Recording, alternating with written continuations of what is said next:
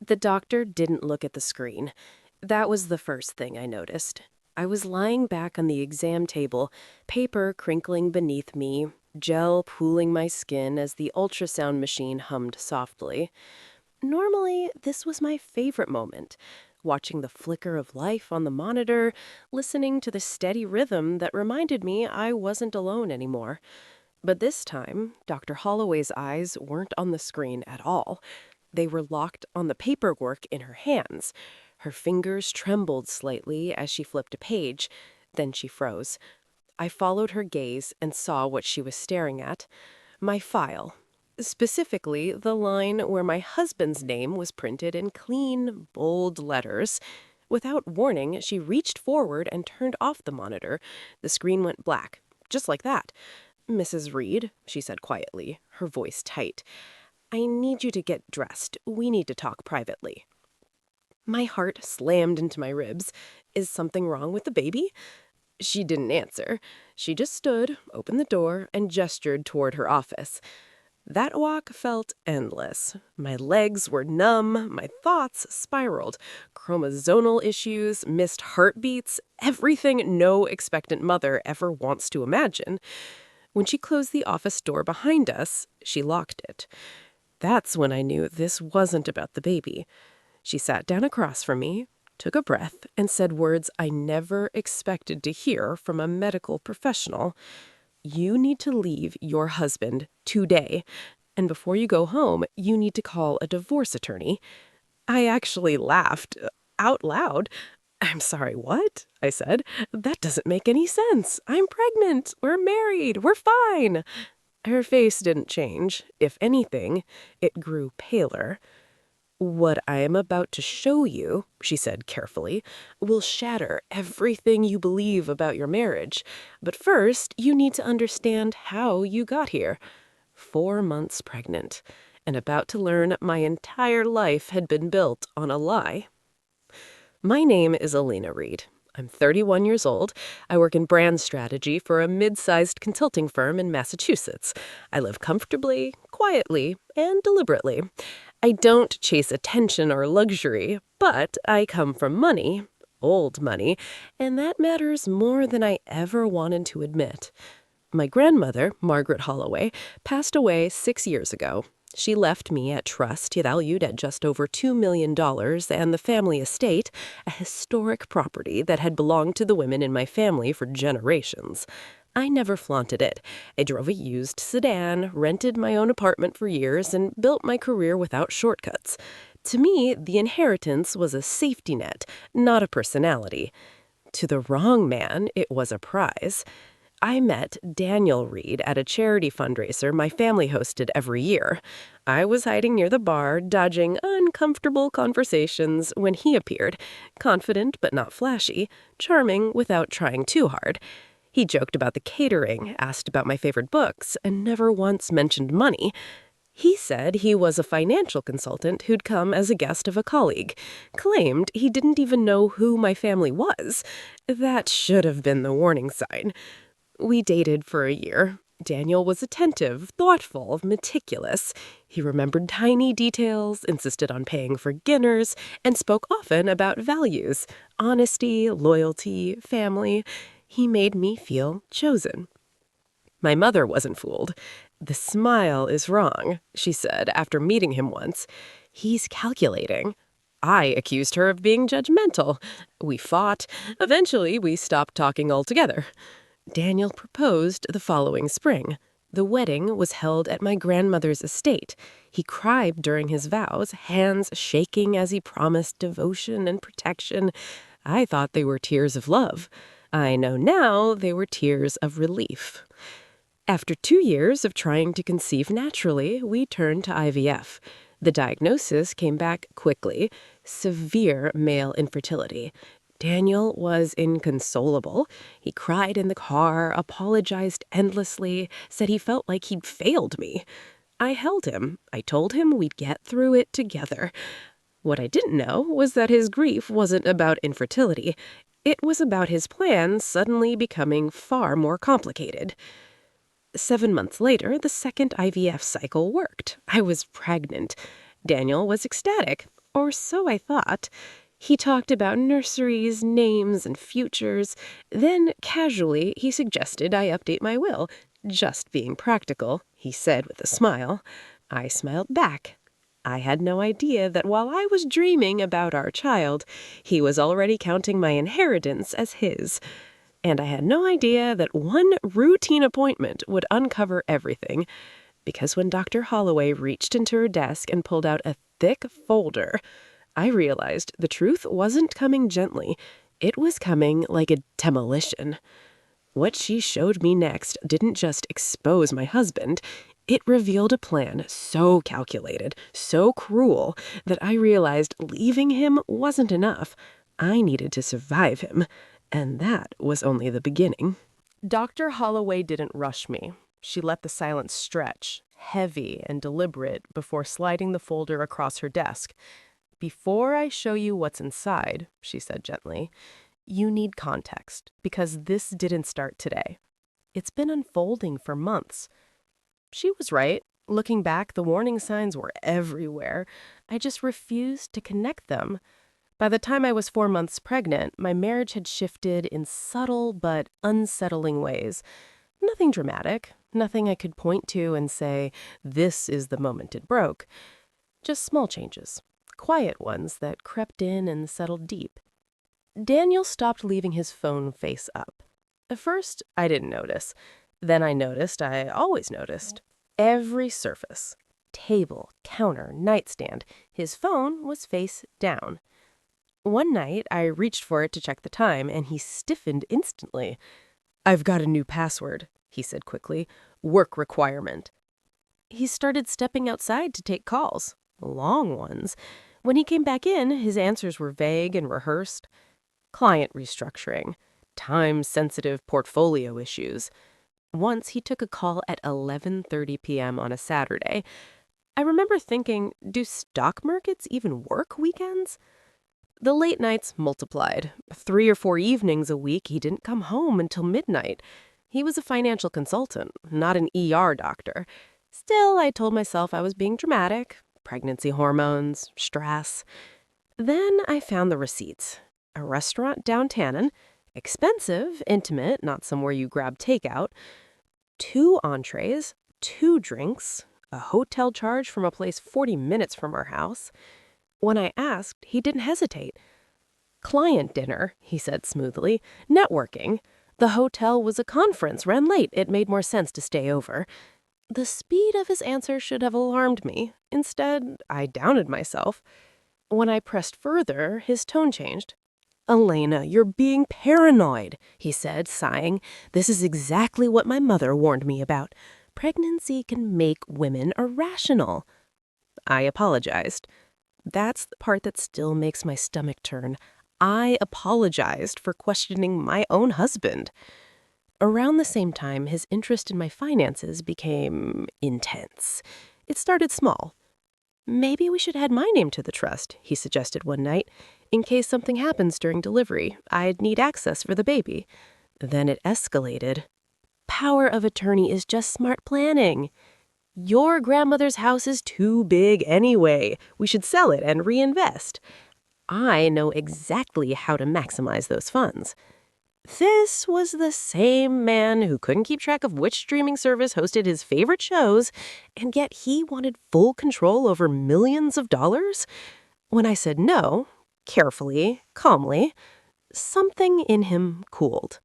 He withdrew physically, slept on the far edge of the bed, claimed he didn't want to hurt the baby. He stopped touching me altogether, said my body felt different. Every word sounded considerate. Every action felt like rejection. The arguments increased. He'd bring up the trust. I'd refuse. He'd go silent for days until he got hungry. Then suddenly, we were fine again.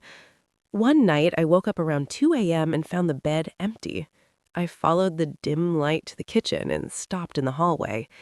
Daniel was hunched over his phone, whispering urgently, "It's almost time. By spring, everything will be settled." He turned, saw me, and ended the call instantly. "Work emergency. Go to sleep." I didn't ask who talks about things being settled at 2 a.m. I was too tired, too pregnant, too desperate for my marriage to still be real.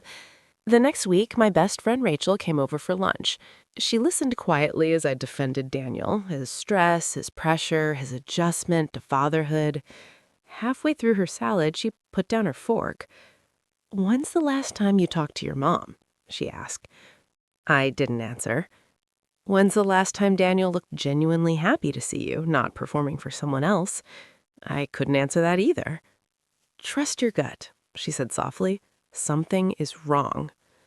I told her she was overreacting, but that night I didn't sleep, and a few days later I went to my routine OB appointment.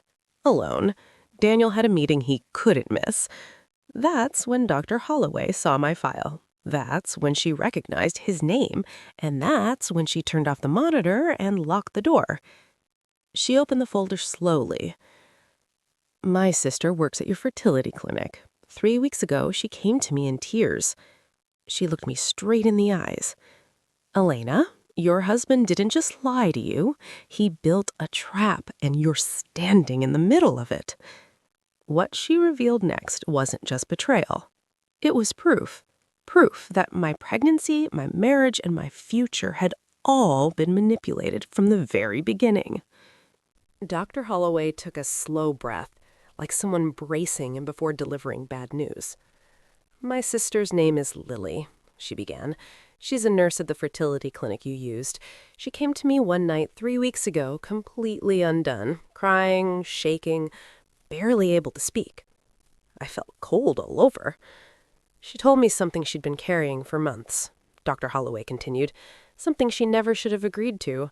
And when I saw your husband's name on your chart today, I knew you were the woman she'd been talking about." She opened the folder. Inside were documents, clinic records, timestamps, internal logs, things I didn't fully understand yet, but I recognized the tone immediately. Evidence. 7 months earlier, during our second IVF cycle, Daniel had approached Lily privately. He'd been calm, polite, reassuring. He told her there was a sensitive family issue, a genetic condition on his side that he didn't want to burden his wife with. "He said you both agreed to use donor sperm," Dr. Holloway said quietly, "but that you wanted discretion." That was a lie. Daniel had offered Lily money, $30,000.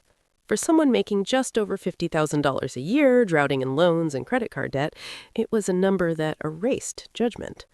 Lily told herself she was helping a married couple, that nothing bad would come of it. She helped switch the samples. Daniel's sperm, barely viable, was replaced with a donor sperm. The embryologist was involved too, paid separately. Together, they made sure the change went unnoticed. When the pregnancy test came back positive, Lily panicked. She said that's when it really hit her. Dr. Holloway said, "You weren't part of some private arrangement. You were completely in the dark." The guilt ate at her. She lost weight, stopped sleeping, had panic attacks at work. Every ultrasound appointment felt like a crime scene. 3 weeks ago, she broke. She told her sister everything. Dr. Holloway slid another page toward me. "There's more," she said. "This wasn't the end of his plan. It was the beginning." Daniel had spent over $50,000 orchestrating this, not to help us conceive, but to frame me for adultery. After the baby was born, he planned to suggest a DNA test, something sentimental, a keepsake for the nursery, proof of fatherhood. When the results showed he wasn't the biological father, he'd act shocked, devastated, betrayed. Then he'd produce altered clinic records showing that the IVF cycle had failed, making it appear the pregnancy happened naturally afterward, meaning I must have cheated. Our prenup had an infidelity clause. If one spouse cheated, they owed the other $500,000, plus forfeiture of certain assets, plus potential civil damages. He would have walked away with at least $500,000, possibly more. I stared at the pages, my hands numb. He wasn't just planning to leave me. He was planning to destroy me. Dr. Holloway wasn't finished. "There's a donor," she said, "a graduate student. He was paid $15,000. He thought it was a private arrangement, nothing illegal. When he found out what really happened, he agreed to cooperate. She paused, then added, "And there's something else you need to know." Daniel had gambling debts, significant ones, over $180,000. Online betting, underground poker games, casino trips disguised as business conferences. The money he used to bribe clinic staff? Embezzled. Small amounts siphoned from client accounts over time, carefully hidden, not yet discovered, but documented. He wasn't trying to build a family. He was trying to save himself. I finally understood everything. The late nights, the secret calls, his obsession with my inheritance, the way he'd studied me when we first met. The charity event wasn't a coincidence. He'd researched my family long before he ever said hello. Even his tears at our wedding made sense now. They weren't from love. They were from relief. I felt shock first, then disbelief. And then something colder settled in my chest. Sharp, focused, steady. He thought I was weak. He thought I'd crumble under shame. That I'd hand over my money just to make the humiliation stop. He thought wrong. I looked up at Dr. Holloway. He doesn't know that I know? She shook her head. No one else knows, not yet. Good, I said, gathering the documents carefully. I need copies of everything, and I need to speak to your sister. She hesitated. What are you going to do? I rested a hand on my stomach, on the child who was innocent in all of this. My husband thinks he's playing chess, I said calmly. He thinks he's 3 moves ahead. I stood. He doesn't realize I already flipped the board. By the time I walked out of that office, I wasn't a betrayed wife anymore. I was a woman with evidence, leverage, and a plan that would end everything he thought he controlled. I drove home from the clinic like nothing had changed. Hands steady on the wheel, breathing even, face calm. Daniel had installed security cameras around the house 2 years earlier. At the time, he'd called it protection. Now I wondered if it was surveillance, if he replayed footage, studied my expressions, searched for cracks in my performance. So I gave him none. He was waiting in the kitchen when I arrived, leaning against the counter, wearing that familiar smile, the one that never quite reached his eyes. "How was the appointment?" he asked. "Everything okay with the baby?" I smiled back, crossed the room, and hugged him. I even handed him the ultrasound photo Dr. Holloway had printed before everything unraveled. "Perfect," I said. "Everything's perfect." He relaxed instantly, the tension drained from his shoulders. That night, I played my role flawlessly. I laughed at his jokes. I apologized for being emotional lately. I blamed hormones, the same excuse he'd used to dismiss me for months. He slept soundly beside me. I didn't sleep at all. At dawn, I made my first move. I called in sick to work. Then I drove 2 hours to another city, checking my mirrors the entire way. Maybe I was paranoid, but paranoia had kept me alive this far. The private investigator's name was Rosalind Weaver, former detective, 15 years on the force. Sharp eyes, no wasted words. I told her everything. She didn't interrupt once. When I finished, she closed her notebook and smiled, not kindly, but with interest. "Your husband made a classic mistake," she said. "He got arrogant." 10 days later, she confirmed everything. The gambling debts were real, $180,000 spread across betting sites, underground games, and private lenders who didn't rely on courts for repayment. The embezzlement was worse than we thought. Over $50,000 siphoned from client accounts for over 18 months. Small enough to avoid alarms, large enough to send him to prison. And then there was the affair, 8 months long. His assistant. Hotel rooms, weekend trips disguised as conferences, romantic dinners charged to a card I recognized immediately. I wasn't shocked, just insulted. If you're going to betray your marriage, at least be original. Rosalind uncovered something else, too. This wasn't Daniel's first attempt at targeting a wealthy woman. 5 years earlier, he dated someone in Boston. Family money. Trust fund. Same charm, same pressure. That relationship ended abruptly after she noticed financial irregularities in a joint account he'd pushed for. She hadn't pressed charges out of embarrassment. She was ready to speak now.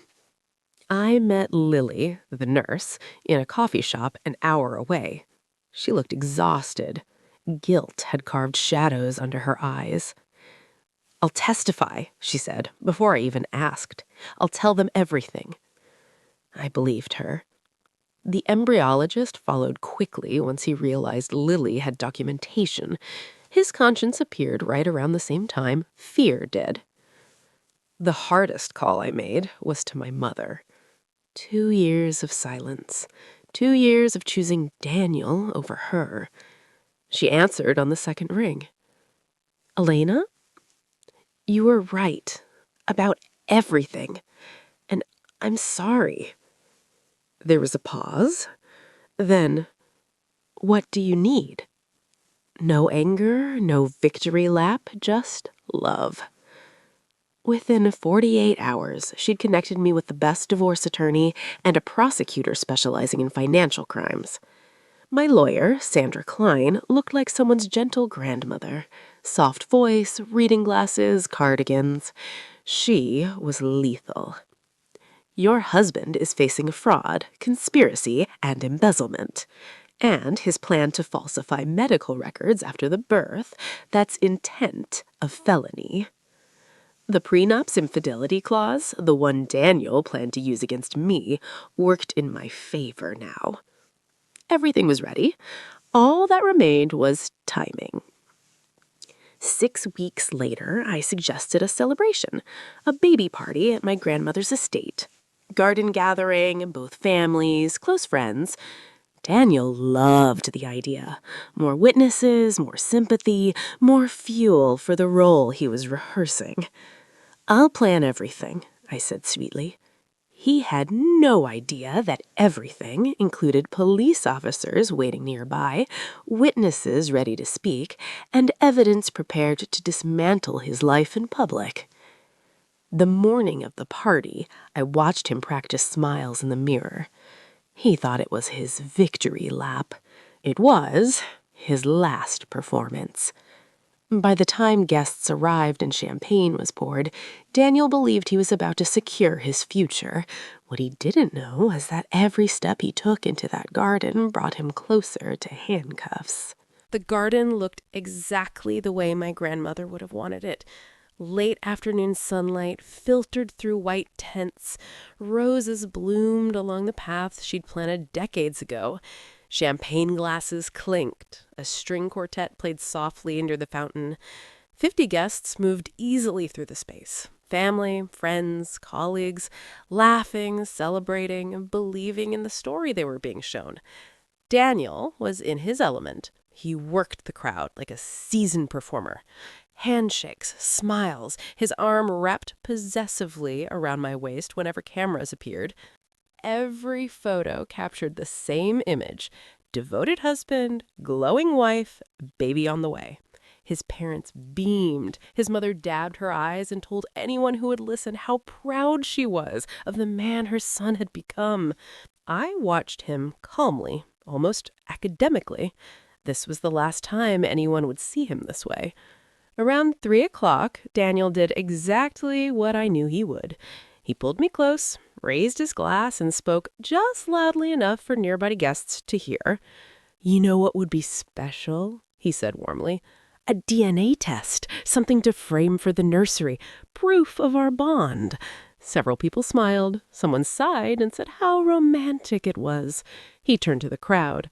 "What do you think? Should we do it? Make it part of today?" Encouraging murmurs followed, applause even. I hesitated, just enough to sell it. "Well," I said softly, "if everyone thinks it's a good idea." Daniel's smile widened. This was his moment. The trap he'd spent over a year building was about to close, just not the way he imagined. Instead of reaching for a test kit, I stepped toward the small platform near the fountain and picked up the microphone. The music faded.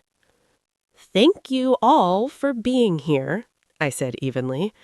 Today is about family, about truth. Daniel's smile flickered. My husband wanted to reveal something special, so I'm going to help him. I opened the folder in my hands. Daniel and I struggled with infertility. His diagnosis meant natural conception wasn't possible. We used IVF at a clinic he personally selected. A hush fell over the garden.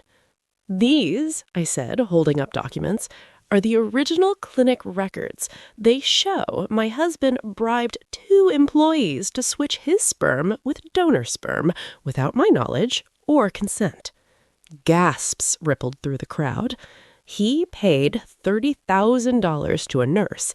He paid the embryologist, and he paid $15,000 to a donor. The donor stepped forward. Daniel's mother gripped her husband's arm. My husband's plan, I continued calmly, was to wait until after the baby was born, demand a DNA test, and accuse me of cheating, triggering a prenup clause with $500,000. Daniel tried to speak. Elena, this is insane. I'm not finished. The words landed like ice. He also embezzled over $50,000 from his clients to fund this scheme. I glanced toward his employer, who had gone very still. He has $180,000 in gambling debt. I held up photographs. And for 8 months, he's been having an affair with his assistant. His mother made a sound, small, broken. One by one, the witnesses stepped forward. The nurse, the donor. Statements confirmed, evidence undeniable. Then the officers emerged from the guest house. Daniel Reed, one said calmly, you're arrested for fraud, conspiracy, and embezzlement. Handcuffs clicked. Daniel turned to me, desperation cracking his voice. Please, think about our baby. We can fix this. I looked at him. Really looked. You're right, I said quietly. We fixed it. They led him away through the same gates he'd dreamed of owning. The silence afterwards was profound. My mother stepped beside me and slipped her arm around my shoulders. I'm proud of you. Months later, my baby was born healthy and perfect. Daniel was denied bail. His firm pressed charges. The case moved quickly. Prison followed. I kept the house. I rebuilt my life. And I learned something important.